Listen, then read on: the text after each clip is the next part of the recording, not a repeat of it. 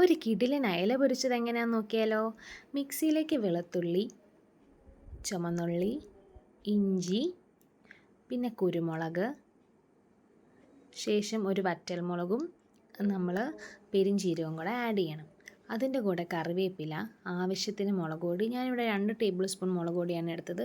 അത് നിങ്ങൾക്ക് ആവശ്യത്തിന് എടുക്കാവുന്നതാണ്. ഇത് ഇച്ചിരി എരിവ് കുറഞ്ഞ മുളക് പൊടിയാണ്. പിന്നെ മഞ്ഞൾപ്പൊടി, പിന്നെ ലേശം മല്ലിപ്പൊടി, പിന്നെ ഉപ്പ്, കുറച്ച് നാരങ്ങ നീര് ഒഴിക്കണം.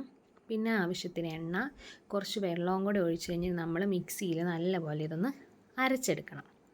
അതാണ് നമ്മുടെ ഫസ്റ്റത്തെ പരിപാടി എന്ന് പറയുന്നത്. നല്ലപോലെ ഒന്ന് പേസ്റ്റായിട്ട് വരണം. അത് കഴിഞ്ഞ് നമ്മുടെ മീനിൽ ഇതൊക്കെ ഒന്ന് തേച്ച് പിടിപ്പിച്ച് സുന്ദര കുട്ടപ്പനാക്കി എടുക്കുക. എന്നിട്ട് നമ്മൾ മീൻ അരമണിക്കൂർ റെസ്റ്റ് ചെയ്യാൻ വെക്കണം. എന്നാലേ ആ ഇതൊക്കെ ഒന്ന് പിടിക്കത്തുള്ളൂ. അപ്പോൾ നമ്മൾ മീൻ വറക്കാനായിട്ട് പോവുകയാണ്. ആദ്യമേ എണ്ണ ഒഴിച്ച് പിന്നെ ഒരു കറിവേപ്പിലയും കൂടെ വെക്കും. അപ്പോൾ കറിവേപ്പിലയുടെ ആ സ്വാദ് ആ എണ്ണയിലോട്ട് അങ്ങോട്ട് പിടിക്കും. എന്നിട്ട് നമ്മുടെ മീൻ അങ്ങോട്ട് എണ്ണയിലോട്ട് ഇടുക. പിന്നെ കുറേ നേരം തിരിച്ചും മറിച്ചും ഒക്കെ ഇട്ട് സൈഡും ഒക്കെ വേവിച്ചെടുത്ത് നമ്മൾ കിടിലനായിട്ട് നമ്മുടെ അയല വറുത്തത് റെഡി ആയിട്ടുണ്ട്. ഇനിയിപ്പോൾ നമുക്ക് ലേശം ചെണ്ടക്കപ്പയോടെ കഴിച്ചാലോ.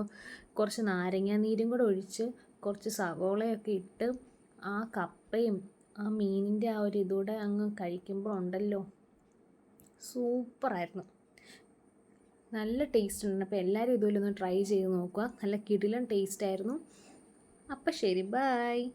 അപ്പോൾ എല്ലാവരും വീഡിയോ കാണുമ്പം ലൈക്കും ഷെയറും സബ്സ്ക്രൈബും ചെയ്യാൻ മറക്കല്ലേ. എല്ലാവരും വീഡിയോ മാത്രം കണ്ടുപോകുക, സബ്സ്ക്രൈബ് ആരും ചെയ്യുന്നില്ല. അപ്പോൾ എല്ലാവരും സബ്സ്ക്രൈബ് കൂടെ ചെയ്ത് സപ്പോർട്ട് ചെയ്യുക.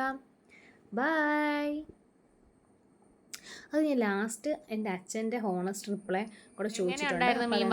അടിപൊളി.